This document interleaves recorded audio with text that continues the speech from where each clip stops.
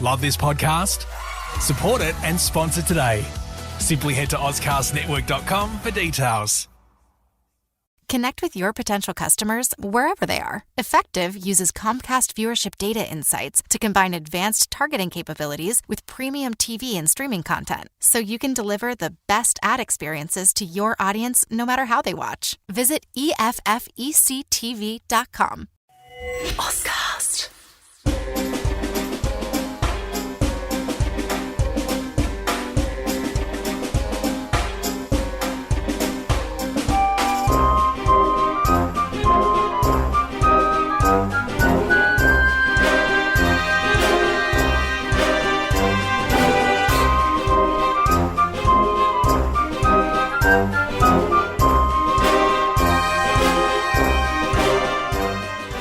Hello world, my name is Tim Whiffen and welcome to another episode of STRATEGIKON. In John's absence, David and I, along with Sage International Australia interns, attended a symposium hosted by SIA's own Purnendra Jain.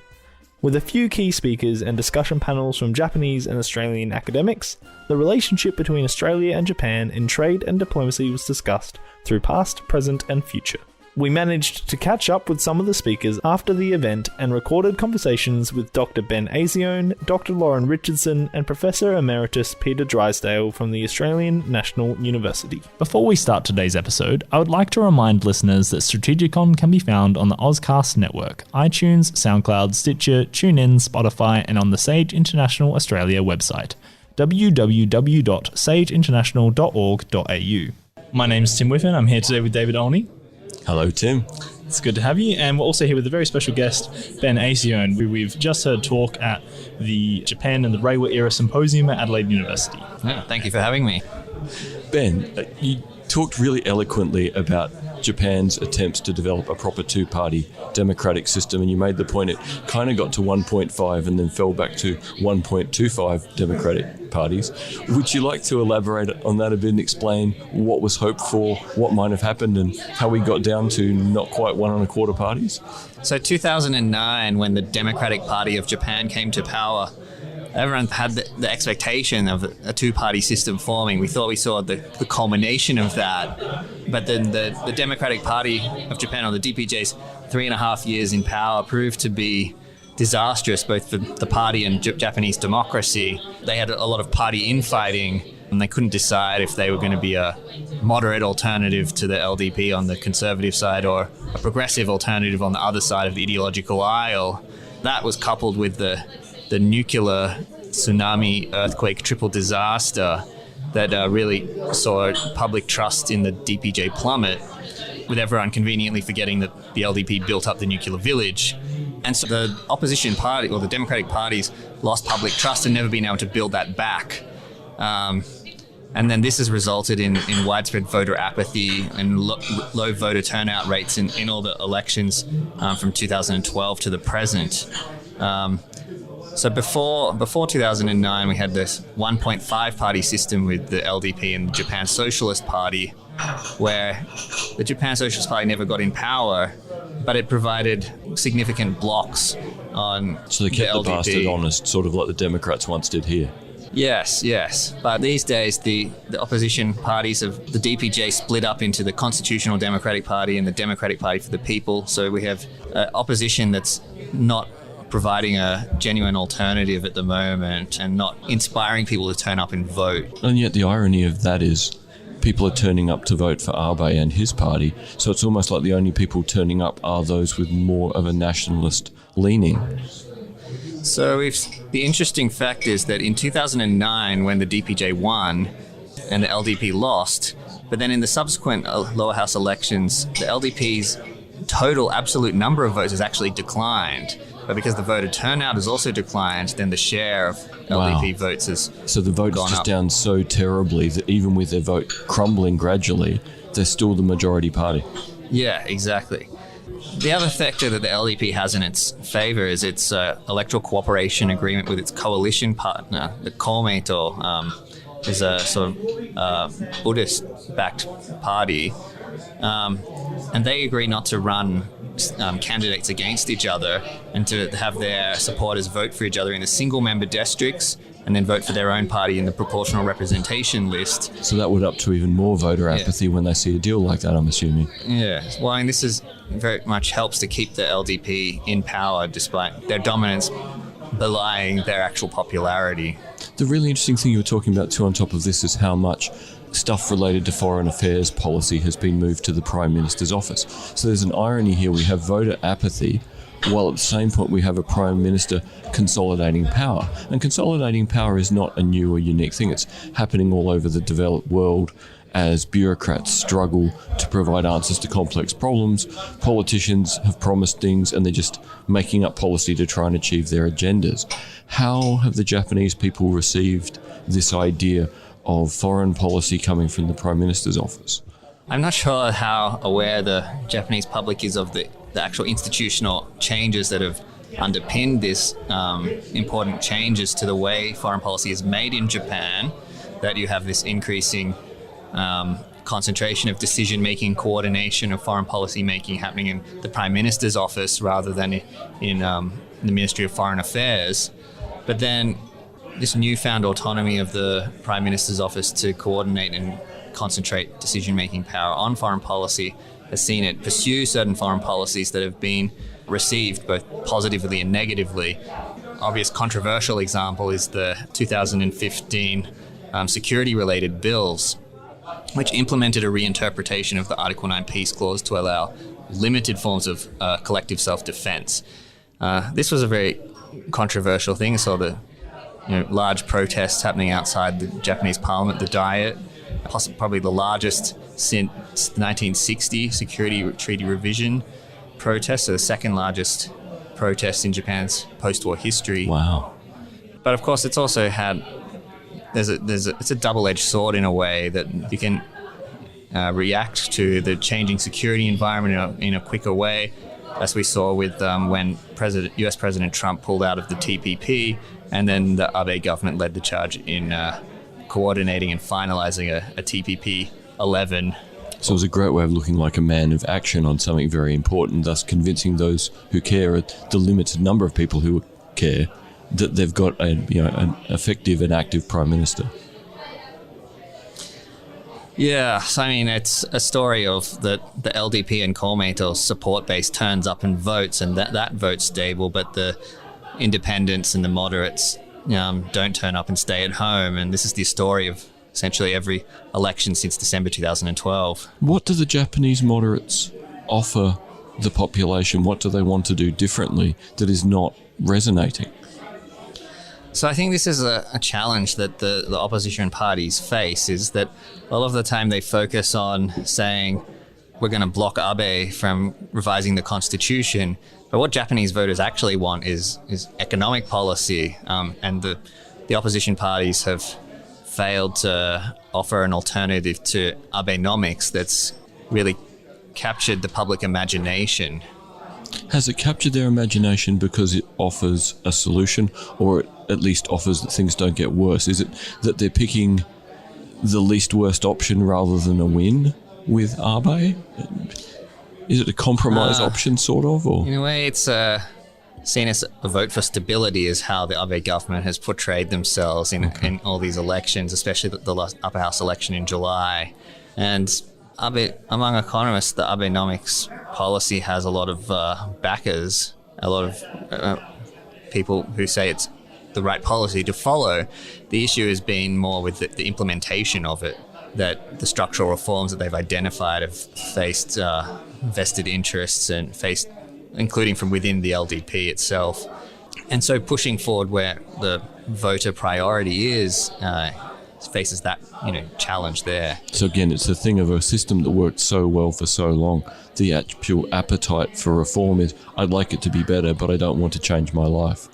So there's a lot of residual, I don't want to give up what I've got in order to perhaps risk these changes that may work, but also may reduce the level of privilege of the elite who've ruled for so long.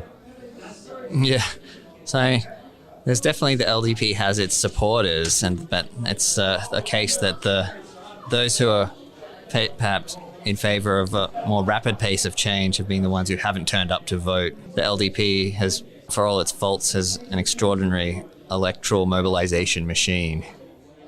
Yeah, so the machine is very effective at maintaining what the machine does, which is very much like Japanese industry.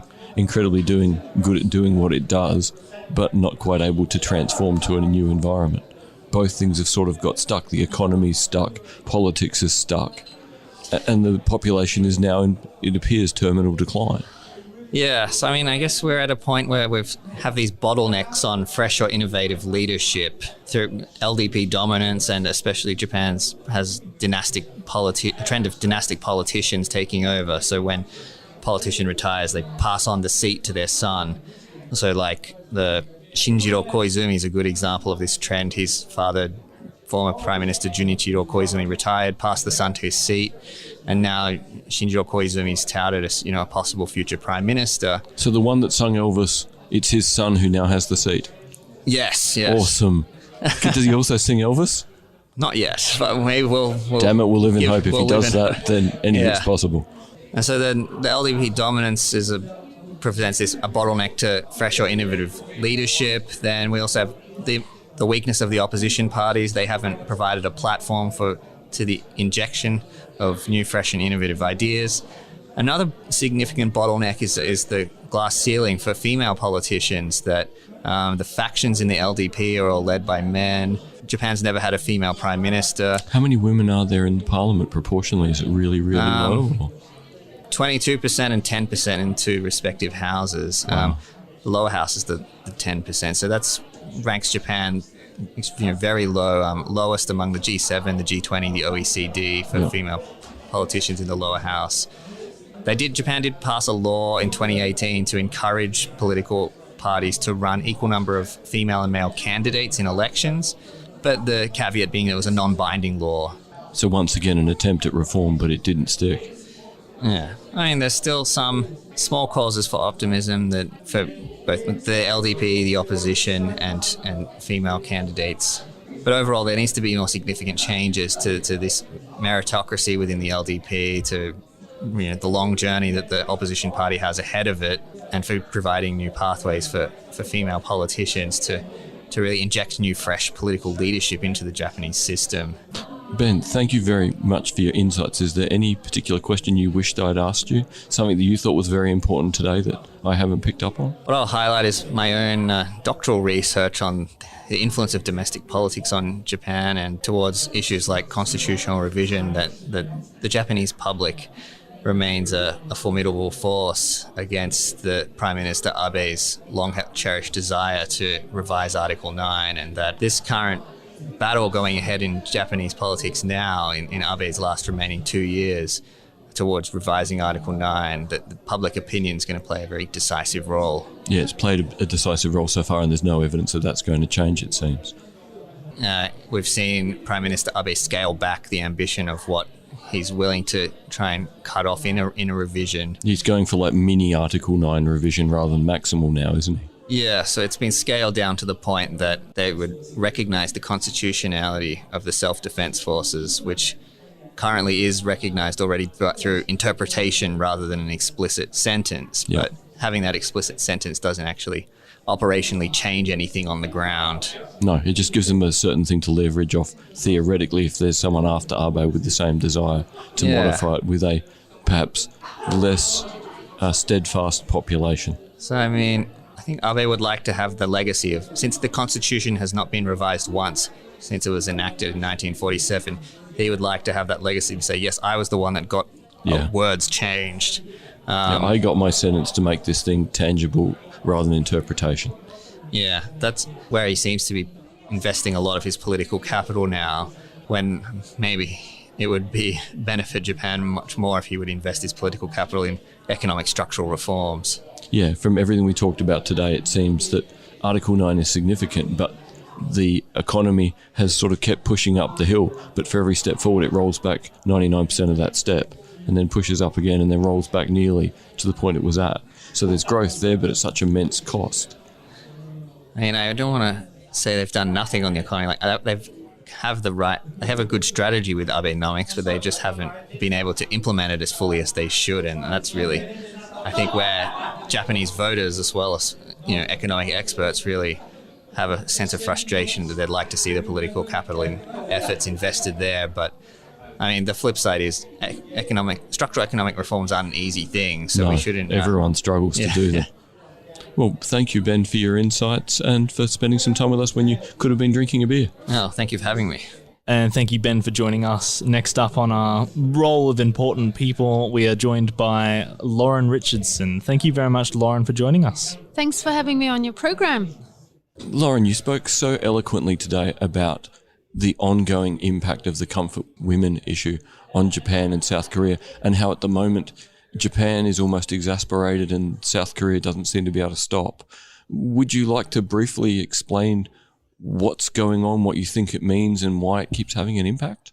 Yeah, so it's a really good question, and I think unpacking this question really helps us to understand the problems that Japan and South Korea are having today.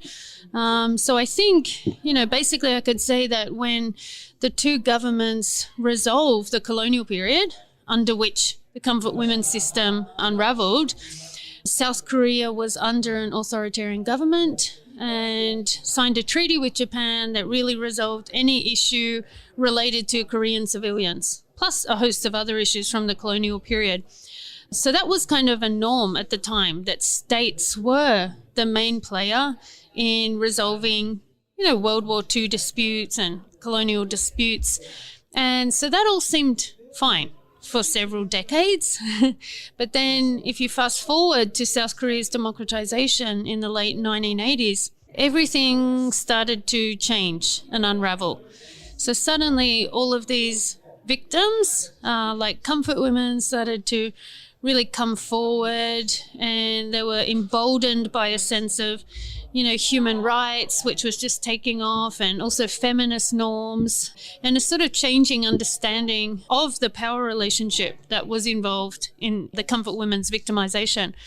And so ever since then, the victims have tried all different tactics, suing Japan in Japanese courts, suing Japan through the US courts, and now suing Japan through Korean courts. And finally, the Korean courts have sort of ruled in their favor and demanded that the executive branch of the South Korean government really pushes Japan on their behalf. And that's exactly what the Korean government's doing today. So it's really causing the relationship to unravel, in a sense. Is this a situation now too where, because Japan is talking about, the Abe government is talking about modifying Article 9, that this sort of puts fuel on the fire for the South Koreans too, that a more conventional militarized, a more conventional defense posture from Japan is something the South Koreans are very uncomfortable with? That's a really good question. And actually, South Koreans and Chinese, to some extent, have tended to draw a linear connection between Japan's posture on World War II issues or colonial issues, which is, generally seen in Korea to be an unapologetic posture on the whole. And they've drawn a connection between that and Abe's desire to have a more, proactive defense posture and to reverse the constitutional constraints on its defense force. So a lot of them sort of put those two together and say that's part of an overarching strategy where Japan wants to revert to its old ways, its old militarist ways, and, push around its neighbors. I personally don't think there is a connection between those two things. No, it's something that they've created because it suits a fear. So you mentioned today too that, your initial work, your PhD, was on the issue of history textbooks and school books in Japan. Yes. Is this another thing that winds the South Koreans up, that they perceive that the Japanese are still teaching history in, from their perspective, a flawed way? Yeah, it's definitely always there. I think all of these history problems are connected in some way. Yeah. They're not sort of mutually exclusive, and that's because if you look at what the contestation is over history textbooks, Japanese history textbooks in Japan and South Korea, it often is how comfort women are depicted in the books, or how Japan's, invasion of China is depicted in the books. Often certain issues, certain historical events are omitted from the books and that really upsets them. And often there's euphemisms used. So the history textbooks might say Japan advanced into China instead of invaded. It's interesting China. you say that, because one of my former students just finished his degree at Keio University, and his professor was removed for saying exactly that. Really? That's good only last year. So this was something really interesting for him to watch this happen. That's fascinating. Because he was sitting in class going, hang on, that's not how I learned it in Australia. And then suddenly that guy's been disappeared and they've got a new professor. Wow. I think that's an interesting anecdote, because it shows us that not all Japanese, think or subscribe to these revisionist views of history. And in fact, those kind of contentious history textbooks that I'm talking about, they're an absolute minority of the history textbooks.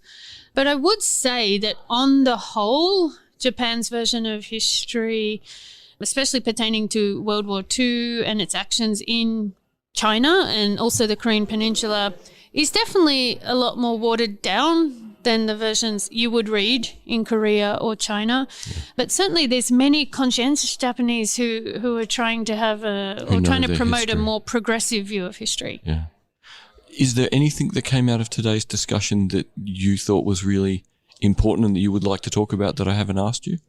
I just think that what was highlighted in today's discussion is that part of the reason Northeast Asia has become so tumultuous, diplomatically and otherwise, is that there has been some major structural transformations.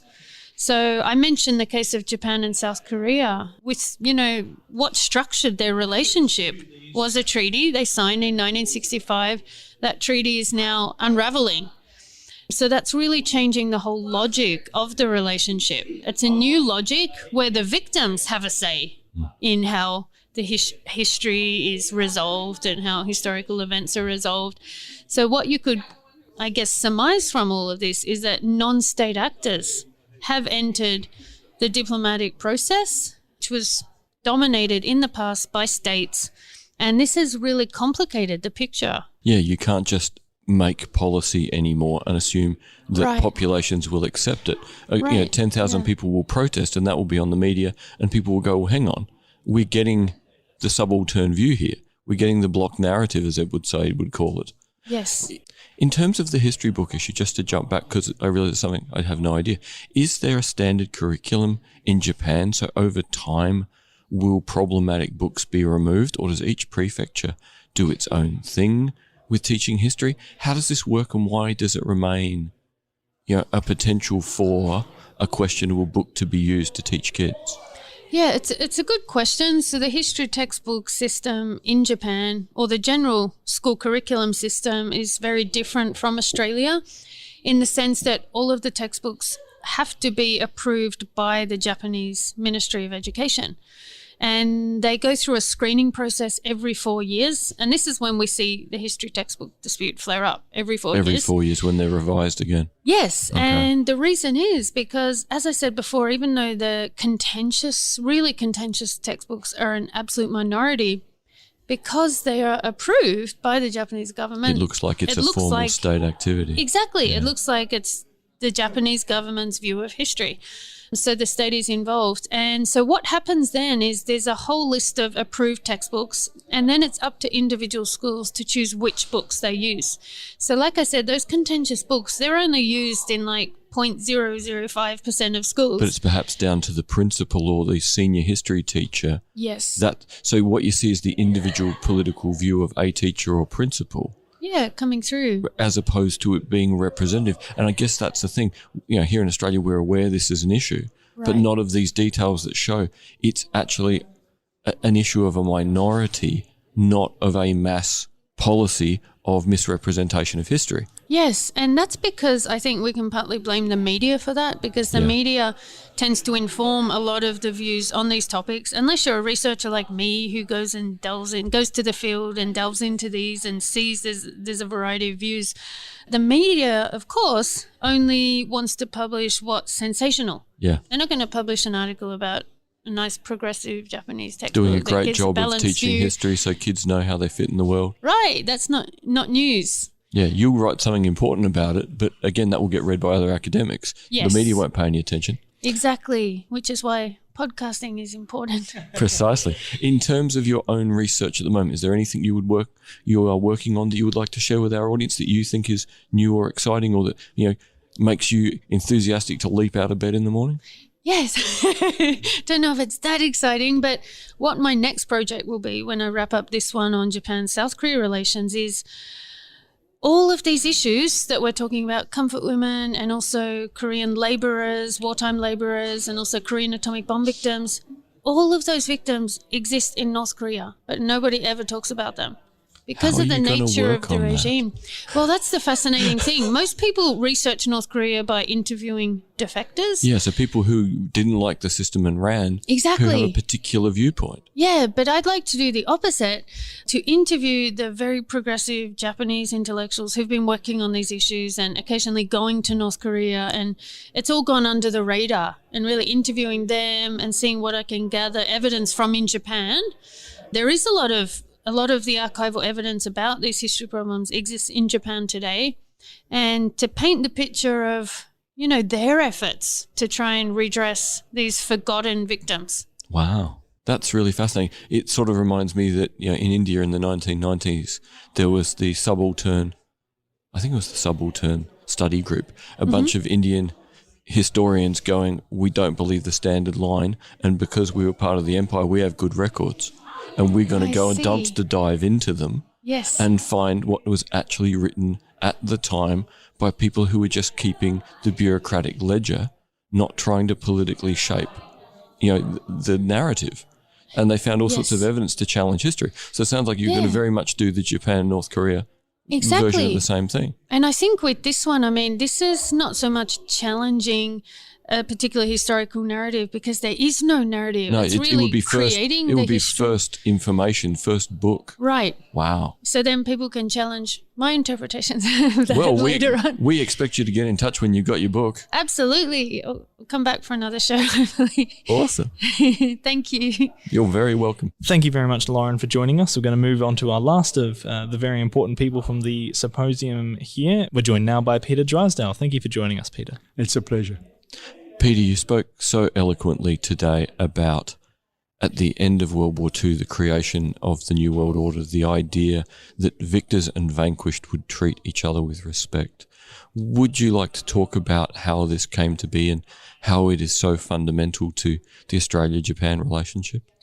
Well, they were the foundational principles of the international order that evolved through the Atlantic Charter. But Australia was involved in this directly through the agreements, the war pacts we had with the United States in the middle of the war, in which we signed a treaty, in effect, with the United States, which said that the United States would provide us with support in prosecuting the war against Japan in the form of the Pacific Fleet and other equipment, and that we would, in return, after the war, agree to revamping the international order so that we had a trade regime globally that treated everyone equally based on the principle of so-called most favoured nation treatment, which is a fancy way of saying we're going to treat everyone in our partnerships economically on the same basis. So the golden rule applied to everyone, more or less. That's right. And I think the interesting thing about it was, of course, it wasn't easy to digest all this after the Second World War, especially in relation to Japan for Australia. There was a lot of bitterness towards Japan after the war, and there was a lot of political leadership required in Australia to carry that forward. But step by step, we applied that principle faithfully according to our agreement with the United States and its allies. In the first instance, of course, through the San Francisco Peace Treaty in 1952 and signing on to that principle in that agreement with the treaty between the United States and Japan and the Allies, and then step by step removing the structures that we had in place, the arrangements that we had in place for imperial preference, so-called, which preferred the United Kingdom and members of the empire over other trading partners, and then, of course, moving to sign the Australia-Japan Agreement on Commerce in 1957, revised in 1963. And in a way, the principles that were embodied in that agreement, which essentially signed us onto the global system there. Basically, that agreement involved us treating Japan equally within the so-called General Agreement on Tariffs and Trade system then, and Japan doing likewise for us, because they had a lot of preferences that applied under the dollar trade restrictions towards the United States at that time. And so that was the beginning of it. And then step by step, that's been extended, 1963, and then in 1976, it was extended beyond trade in the Treaty of Friendship and Cooperation between Australia and Japan, which applied the same principles to people movement, because we had to get rid of a whole lot of legal structures in Australia that discriminated against everybody the remains other of than White British. Australia. Yeah. It was basically the White Australia system. And that became possible with the commitment that Whitlam made. You know, the Conservative government before Holt had started to move some of those things away, but Whitlam committed to it in principle and in practice through the legal changes. And of course, that was built into the Treaty of Friendship and Cooperation between Australia and Japan. A long-held ambition for Japan since the Meiji period and after the unequal treaties between Japan and the major powers to establish equal treatment in the world. And it wasn't just an agreement between Australia and Japan, that agreement, in one sense. It was an agreement that actually set the precedent for Japan to achieve equal treatment with the major European powers after the war, because we did it before any other power except the United States with Japan. So we really were the test case of a smaller power. We were the test case. We were a very important precedent for Japan diplomatically. And the guy at the Japanese end of this, Crawford, was the one who negotiated it for Australia. My former boss and mentor recruited me to graduate study on Japan. And then the Japanese end, there was a team there, but most famously a guy called Ushiba, who negotiated these arrangements from the Japanese side. And Ushiba actually came down to Australia to engage in this negotiation, and he reported back to Japan that the Australians had conceded this principle, and the Japanese foreign ministry couldn't believe him at that time, because their conception of Australia's position was one that was hostile to Japan being treated equally. But after that communication was made effective, then the treaty went ahead, and of course the rest is history. And it's quite incredible to think that, you know, we still very much are a two-speed economy. We dig and grow far more than we make, and Japan has relied so heavily on things that we dig and grow. So we're so intertwined economically. How does Japan perceive our need to sell stuff to China? Are they comfortable with the fact that, you know, we need markets for what we produce? Because it's a very complicated three-way relationship in a sense. They both work together economically, but also must compete at some level. We provide raw materials to both. Is there some potential here for Australia and Japan to together make more sense of how to deal fairly and try to draw China into dealing fairly in the economic system? Can we use our previous model to perhaps engage with them meaningfully, do you think? Well, I think there is. That's a long and complex story, but let me simplify it a bit by saying first this, that of course historically there were people that saw through the colonial prism the idea that Australia would become a preferred and special source of industrial raw materials to Japan. But the fundamental philosophy of post-war diplomacy in Japan was counter to that and committed to the global system. And it's more in Japan's DNA than any other country's DNA to see that system as fundamental to its interests, a multilateral system that treats everybody equally. Now, on the China front, of course, the growth of the China trade has been a source of considerable interest to Japan, but direct and positive interest too, because if you look at the big trading houses, the Japanese trading houses in Australia, they're not just doing business with Japan now; they're doing large business with. More of their business is done with China and other Asia than it's done with Japan now. So this is an interdependent system. It's not a system that's separated out by different countries from different countries. So in reality, if we can stay true to the foundations of it, there's a good model there to bring more people on board. There is. Or to keep them on board, probably more importantly. And of course, China in turn was encouraged to make big political and other choices to commit to this system through its 15-year march towards accession to the WTO and signing on to those principles. And insofar as those principles comprehend the commercial relationships between China and the rest of the world, they're stuck to that pretty faithfully and honoured those commitments legally, perhaps more than most of the major powers have over time. Now, that doesn't mean we haven't got a set of problems with China on the trade front now, which, of course, Trump, to some extent, fairly represents. Yeah, because China's outgrown the original system, and, of course, the system doesn't cover a lot of the issues that were not relevant in the past because main international commerce was international merchandise trade. And now we have that mixed up with services flows and investment flows that aren't all covered under the WTO arrangements. So we've got to reform this system and extend it. But the core of the system is still absolutely central to protecting those interests that we have in this region between Australia and Japan, between Australia, Japan and China, and especially with Southeast Asian countries, the ASEAN countries, in most favoured nation treatment and a multilateral process of addressing issues of contention between the trading partners globally. Thank you very much, Peter, for that erudite explanation of a bit of history that not enough of us know enough about. Thank you. Thanks, David.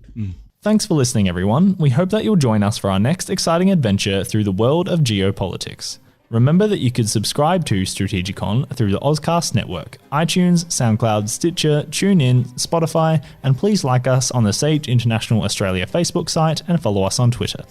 We appreciate your support. Also, please comment on any of our articles and podcasts through Facebook, LinkedIn, Twitter, and of course on the Sage International Australia site. We welcome any constructive feedback that can help improve our products, and we look forward to engaging with our followers. Until next time, goodbye.